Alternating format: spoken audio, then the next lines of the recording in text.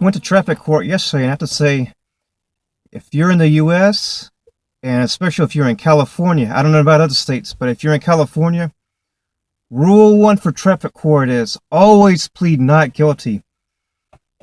Because if you do that during the pre-trial time, and then you go for the trial, if the police officer doesn't show up that day, they dismiss the case.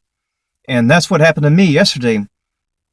Something happened a couple months back, and I got the little ticket thing. I went for the pre-trial, and I said not guilty.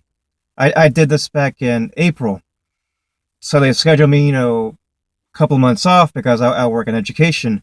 So I went for the actual trial thing yesterday, and showed up, went there, got in the courtroom, and then they first did all the dismissals. So I was the second person that they dismissed. And if I remember the police officer's face correctly, I believe he had to go to a courtroom downstairs as opposed to being upstairs in the same courtroom that I was in for my case.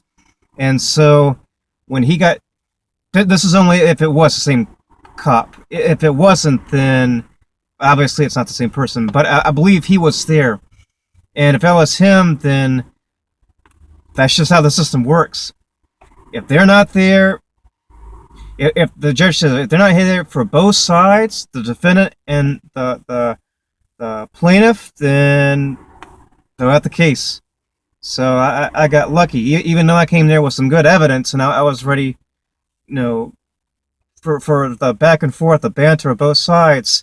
I got kind of lucky, so they just threw out the case. So, man, always plead not guilty. Never say guilty and pay. And that's rule one of traffic court.